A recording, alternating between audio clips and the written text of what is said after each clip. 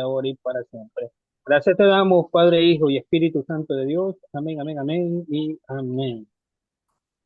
Amén. Una vez más, que el Señor me los bendiga a cada uno de ustedes. Damos gracias a Dios por el día de hoy poder estar acá reunidos y pues juntos poder estudiar la Sagrada Escritura, la palabra del Señor. Amén. Así que vamos a dar inicio en esta tarde a esta clase y hoy vamos a hablar acerca de lo que es teología.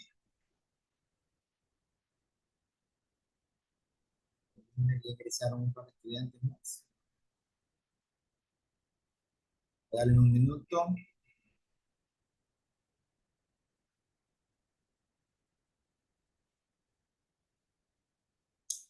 Perfecto. Muy bien.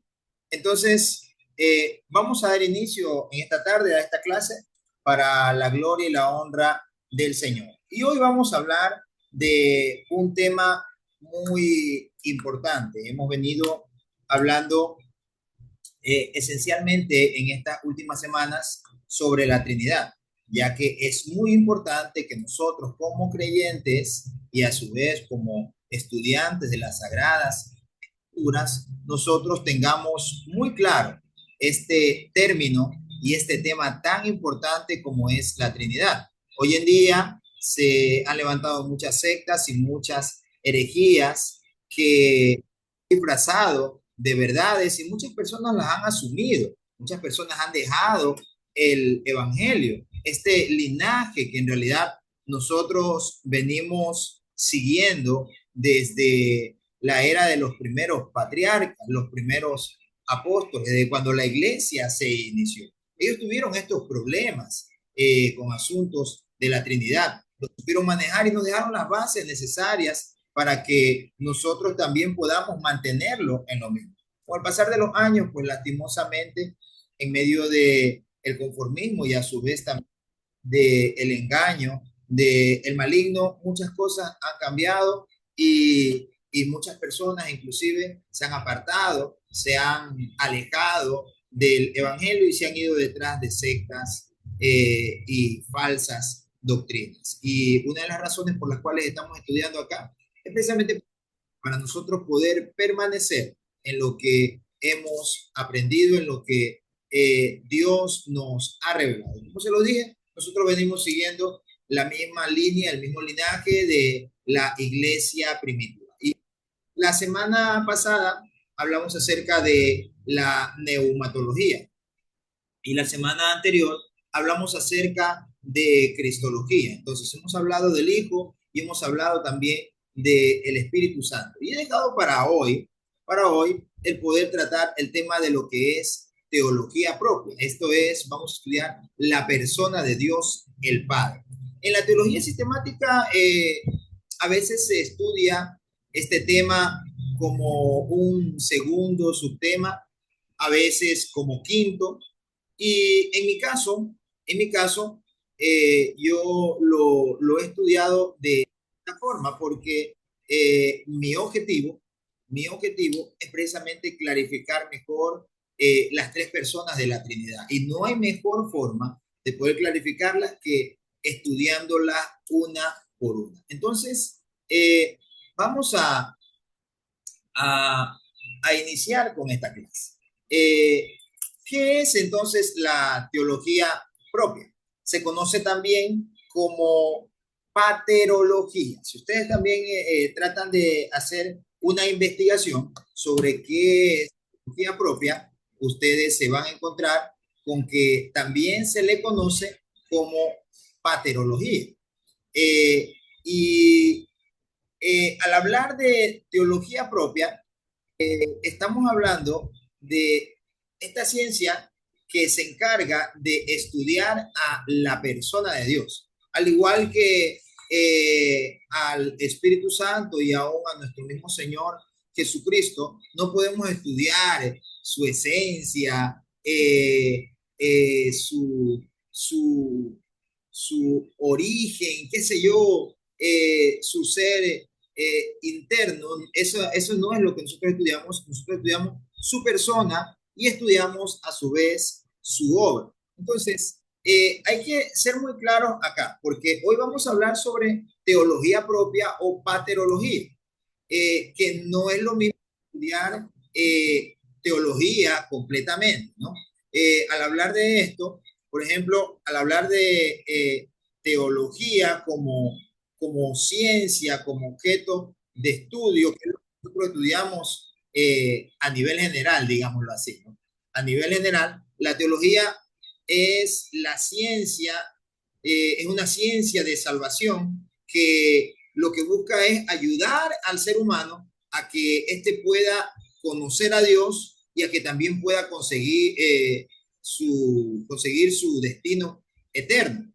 Pero hablar de teología propia o paterología, con cualquiera de estos dos términos ustedes lo van a encontrar, estamos hablando nosotros de el estudio de la persona de Dios. El término teología proviene de dos palabras griegas. La primera que es teos y la segunda es logos o también palabra. Entonces, estamos nosotros haciendo el estudio sobre la persona de Dios. Observe bien, el hecho de que los seres finitos puedan siquiera hablar de Dios es algo así como un milagro hecho posible por la autorrevelación de Dios, no en Jesucristo.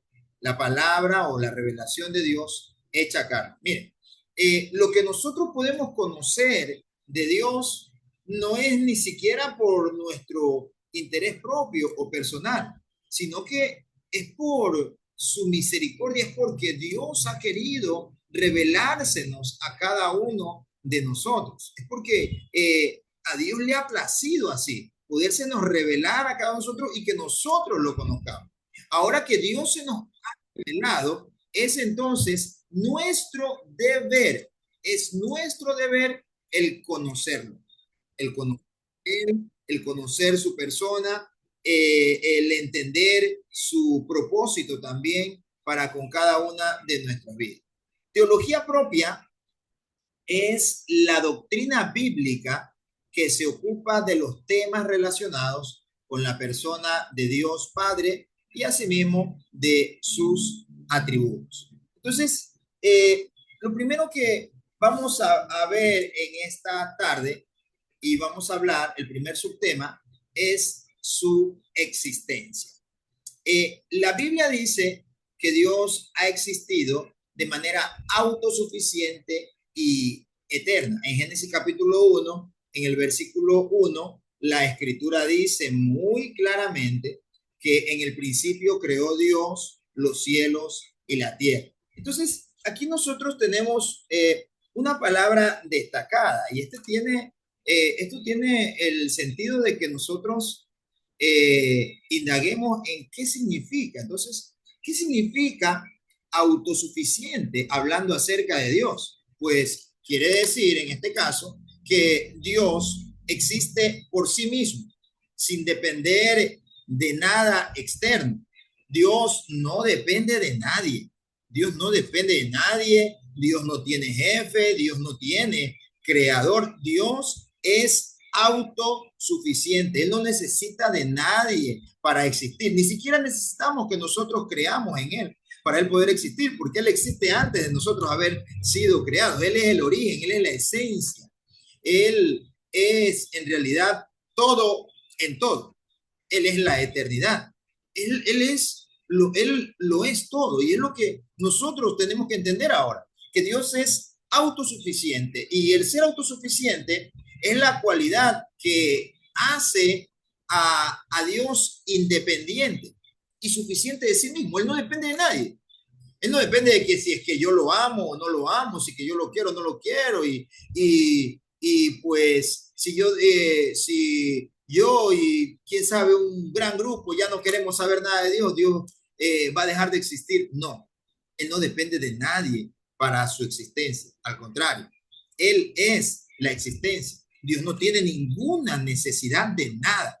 A Él no le hace falta nada porque Él es el origen de todas las cosas. Dios no necesita del aire porque Él creó el aire. Dios no necesita un espacio físico porque Él lo creó todo. Eso es lo que quiere decir que Dios es autosuficiente. Dios es trascendente. O sea, esto quiere decir que Dios es distinto a todo lo que ha sido creado. ¿Por qué? Porque Él es creador y Él es el Señor de todo lo que existe. Dios es autosostenible. Esto quiere decir que Dios fue, Dios es y Dios será. En Dios no hay principio ni tampoco no hay fin, porque Dios es eterno.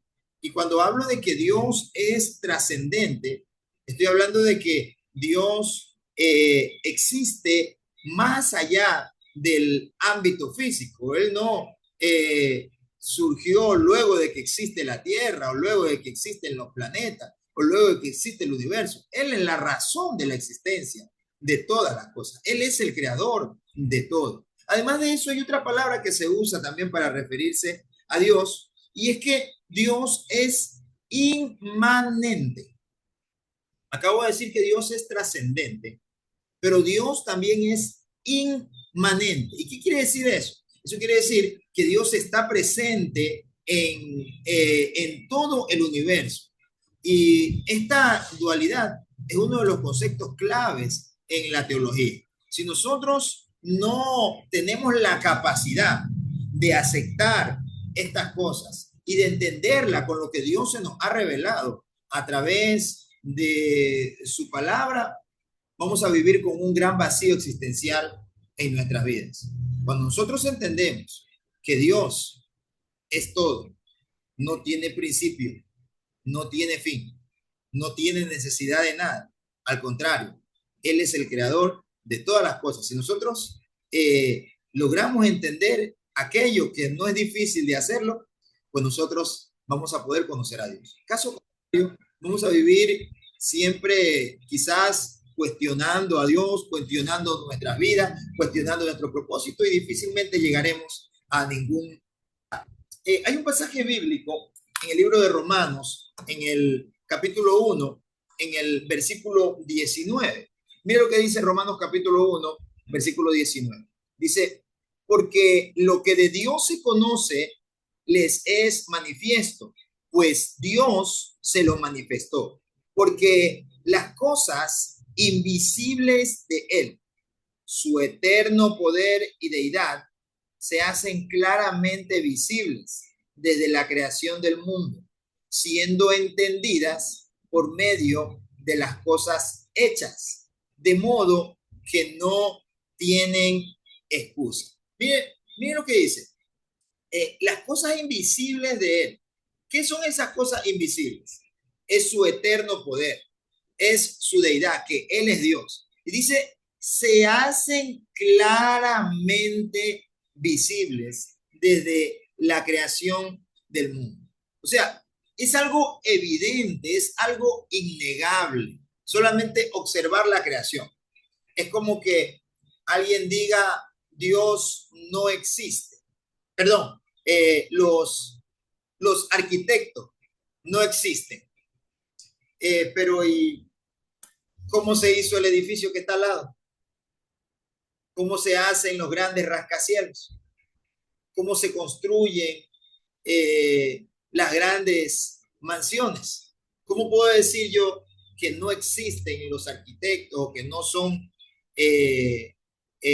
necesarios si puedo ver yo a mi alrededor todo lo que hay y necesitaba que haya alguien interviniendo para que eso pueda darse como se ha logrado dar? Entonces, Dios en primer lugar es autosuficiente y es algo evidente quién es Dios. Romanos capítulo 11, en el versículo 36, dice algo muy importante. Romanos capítulo 11, verso 36 dice, porque de Él y por Él y para Él son todas las cosas. A Él sea la gloria por los siglos de los siglos.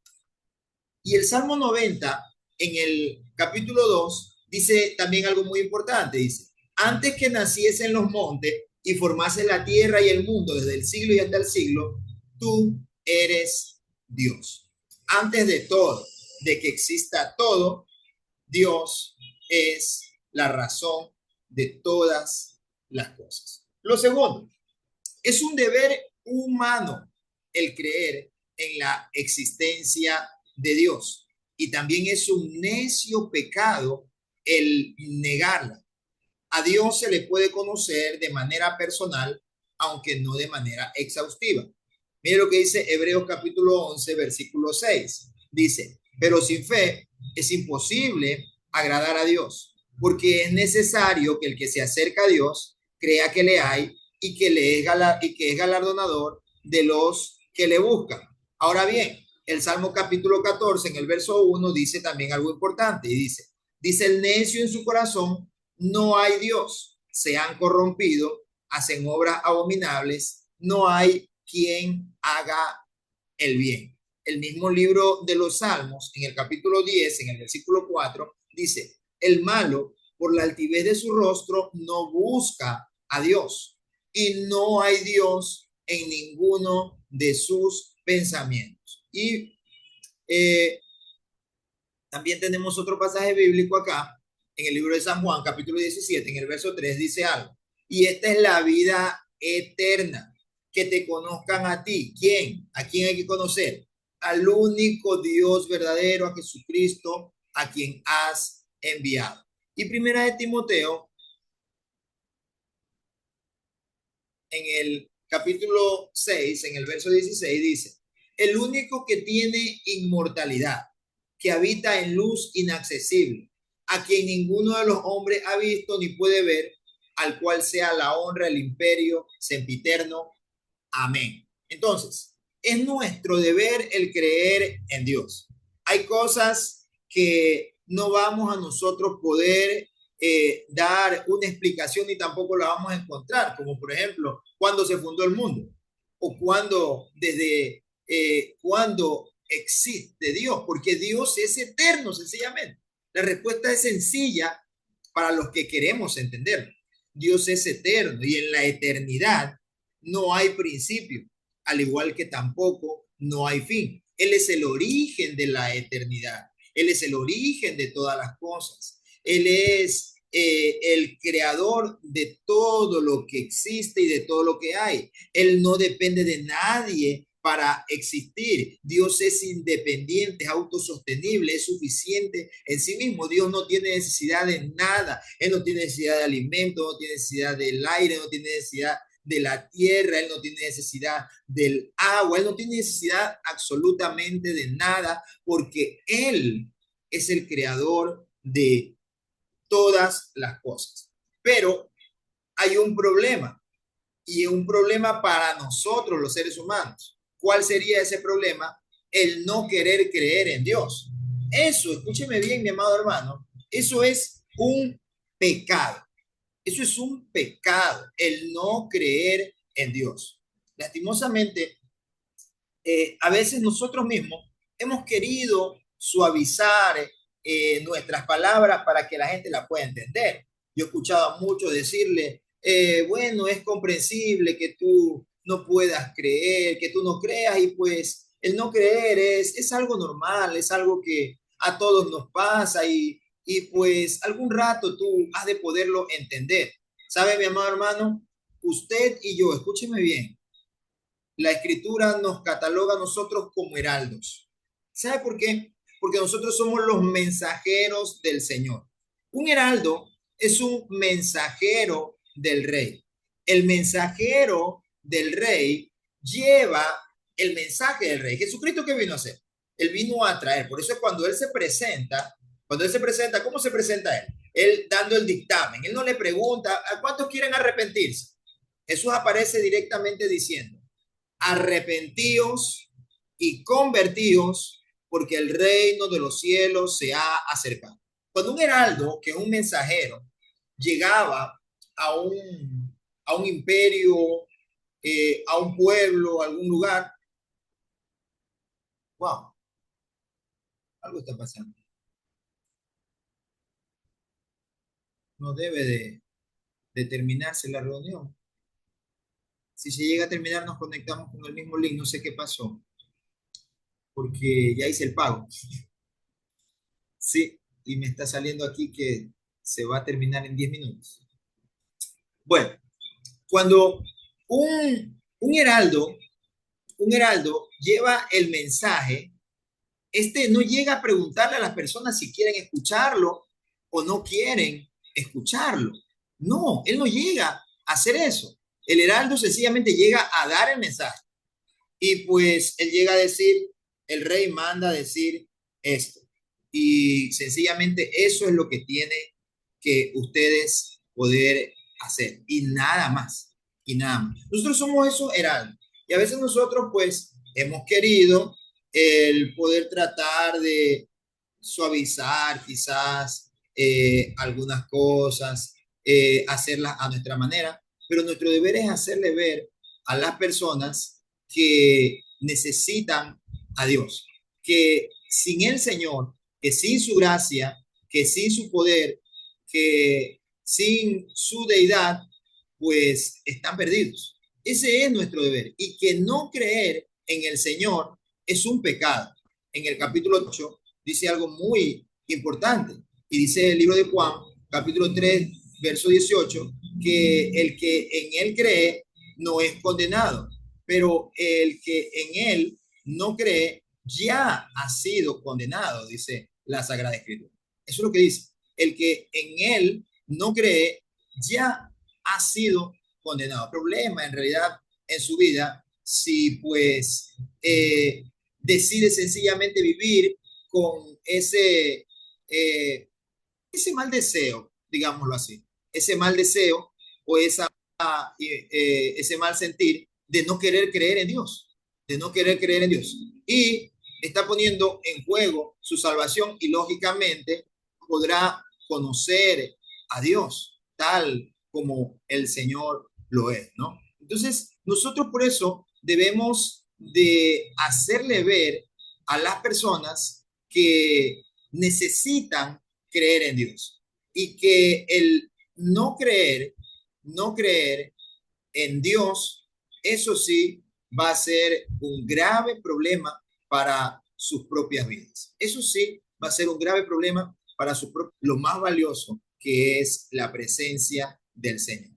Amén. Entonces, el deber de nosotros es ese, hacerle ver a ellos que creer en Dios es en realidad lo que necesitan. Y el no creer en Dios es un grave problema en el que podrían estar entrando. Y es un necio pecado negar la existencia del Señor. En realidad es un necio pecado. Imagínense cómo se lo cataloga, ¿no? Se lo cataloga como un pecado necio, porque el ser necio es tener la realidad enfrente y no querer aceptarla, es tener la salida y no querer tomarla, es tener la respuesta y no querer asumirla. Eso es ser necio, eso es ser necio. Entonces, lo siguiente es su existencia triunfa. Y es de lo que hemos venido nosotros hablando, ¿no? Y dice, hoy me voy a extender un poco de darles esa participación a ustedes para que me ayuden con la lectura, porque necesito avanzar con esta clase. Ahora tengo un problema que se me va a cortar, pero no sé qué será lo que pasó, porque justo ahí, antes de ayer estaba haciendo lo del pago, pero ya voy a resolver aquí. Su existencia triunfa. No hay más que un Dios vivo, verdadero. El libro de Isaías, perdón, de Deuteronomio, en el capítulo 6, en el verso 4, dice algo importante. Oye Israel, Jehová nuestro Dios, Jehová uno es. Y es que lo hemos venido viendo nosotros constantemente durante todas estas clases que hemos estado viendo con anterioridad, ¿no? y es que Dios es uno, pero existe en tres personas. Y si no existiera Dios de esa forma, no se daría a conocer de la forma en la que se nos ha dado a conocer, para que lo conozcamos a Él como Padre, para que conozcamos al Hijo y para que conozcamos también al Espíritu Santo. Muchas personas tratan de querer negar la existencia de Dios de esta forma, su Trinidad. Y por ejemplo, algunos dicen, la palabra Trinidad no existe. Y es verdad, usted no va a encontrar la palabra Trinidad en, en la Sagrada Escritura. Por allá, por el 170 después de Cristo, fue Teófilo de Antioquía, si no me equivoco, el que por primera vez usó esta palabra, la palabra Trinidad, para referirse a Dios, al Padre, al Hijo y al Espíritu Santo.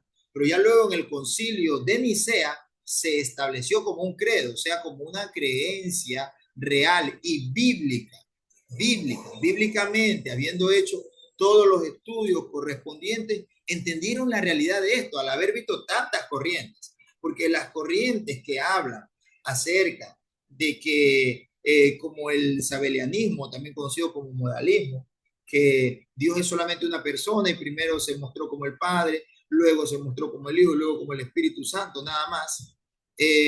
Lo que hacen es negar la existencia trinitaria de Dios y por ende negar también la deidad de Jesucristo y del Espíritu Santo. Entonces, eso fue un objeto de estudio que tuvo que luego poder definirse. En el Concilio de Nicea, habiendo estudiado ya durante varios años todos estos temas, se estableció el término Trinidad para referirse a la unidad consubstancial. ¿Por qué? Porque al hablar de la Trinidad no hablamos de que Dios creó el Padre creó al Hijo y luego el Hijo creó al Espíritu Santo. No, es consubstancial, de su misma esencia, de Él mismo. Él no es que tomó algo aparte como tomó al hombre, ni, nada, ni dio una palabra y dijo, hágase el Hijo. No, no hizo eso el Señor. Al hablar de consubstancialidad, estamos hablando precisamente acerca de que es la misma esencia, de la misma esencia del Padre, de la misma esencia del Hijo, de la misma esencia del Espíritu Santo. Son los tres. Esta Trinidad es una unidad y la cual es necesaria para todos y cada uno de nosotros. Entonces, su esencia triuna es muy importante, entender que no hay más que un Dios vivo y verdadero, y que se manifiesta en tres personas. Dice el libro de Isaías, capítulo 45, versículo 5, y yo soy Jehová, y ninguno más hay. No hay Dios fuera de mí. No hay Dios fuera de mí. Y dice el libro de Juan, en el capítulo 4, en el versículo 24, Dios es espíritu, y los que le adoran en espíritu y en verdad es necesario que le adoren. Ahora bien, Jesús dice en Mateo capítulo 28, versículo 19, por tanto, y hace discípulos a todas las naciones, bautizándoles en el nombre del Padre, del Hijo y del Espíritu Santo, enseñándoles que guarden todas estas cosas. De no ser así, pues Dios no se hubiese manifestado a nosotros como en realidad nosotros hasta ahora lo hemos venido conociendo. Y es que Dios es uno solo. Amén. Dios es uno solo y esto es algo que usted y yo tenemos que tenerlo muy claro. Por eso estamos viendo la persona del Padre, la persona del Hijo y la persona del